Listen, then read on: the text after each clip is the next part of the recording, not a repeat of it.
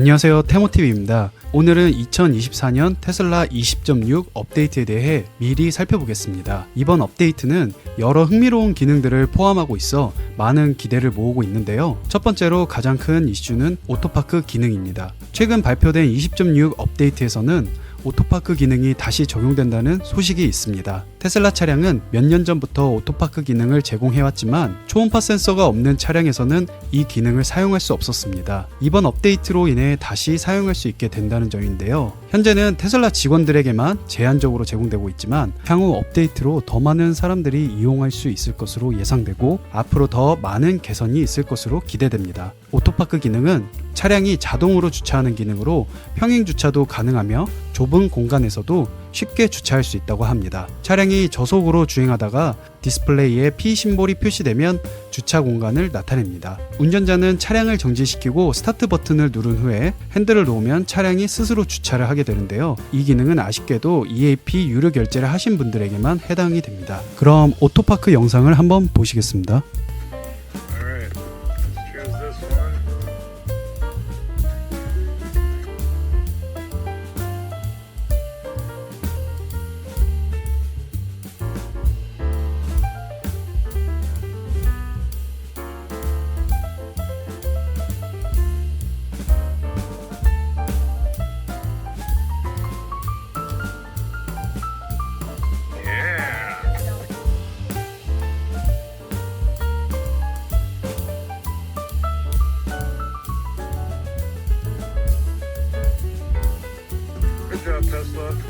다음으로 파워 프론트 도어 기능인데요.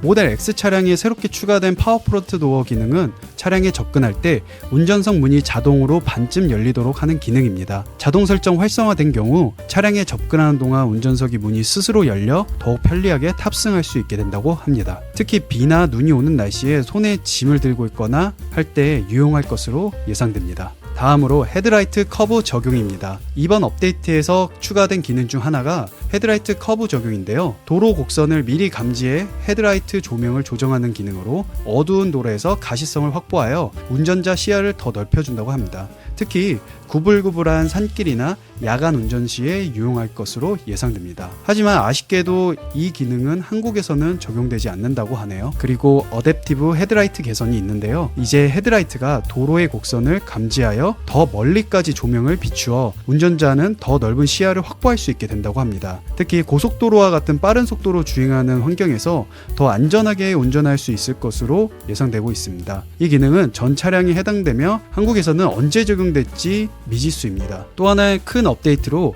오토파일럿 사용 중지가 있습니다. 이번 업데이트에서는 오토파일럿 기능의 안정성과 책임을 높이기 위해서 잘못된 사용이 감지될 경우 오토파일럿 기능이 일시 중지되는 기능이 추가되었습니다. 오토파일럿 스트라이크 아웃이 발생하면 시스템이 강제로 해제되고 5회 이상 발생 시에 오토파일럿 기능이 일주일 동안 사용할 수 없게 된다고 합니다. 경고 발생 후 7일 동안 추가 스트라이크 아웃이 없을 경우 하나가 해제된다고 합니다. 그리고 비치버기 레이싱 2 업데이트입니다. 그나마 테슬라 차에서 게임 할 만한 게 비치버기인 것 같은데 이번 업데이트를 통해서 슈퍼차저 레이스 기능이 추가되어 다른 테슬라 운전자들과 경쟁하여 가장 빠른 랩타임을 기록할 수 있다고 합니다. 그로 인해서 전 세계 다른 테슬라 운전자들과 경쟁할 수 있는 재미 요소가 추가되는 것 같습니다. 다음으로는 더운 날씨에 에어컨 시스템 기능 개선인데요. 더운 날씨에 차량 성능을 최적화하기 위해 다양한 개선 사항이 포함된다고 합니다. 에어컨 시스템이 캐빈을 더 빠르게 식혀주고 슈퍼차저 성능을 향상시키기 위해 HV 배터리 온도를 더 효율적으로 조절하게 된다고 합니다. 이로 인해 더운 날씨에서도 쾌적한 온도를 유지하고 소음 수준을 낮춰 더욱 좋은 주행 환경을 제공한다고 합니다. 그 외에는 이제 보안 개선, 차량의 안전성을 위해서 보안 패치가 적용되고요. 그의 기타 업데이트로 라이젠 프로세서에 탑재된 이제 게임 하나가 또 제거된다고 하고 한국에선 사용하지 않지만 타이틀이라는 음악 프로그램에서 노골적인 콘텐츠를 차단할 수 있는 기능이 추가된다고 합니다. 20.6에서 가장 기대되는 기능은 아무래도 오토파크 기능이 아닐까 하네요. 다만 EAP 결제가 필요하다는 점이 아쉽지만 이 기능 덕분에 업그레이드를 고려할 만한 가치가 생긴 것 같습니다. 앞으로도 새로운 기능이 추가되면 다시 한번 소개해 드리겠습니다. 감사합니다.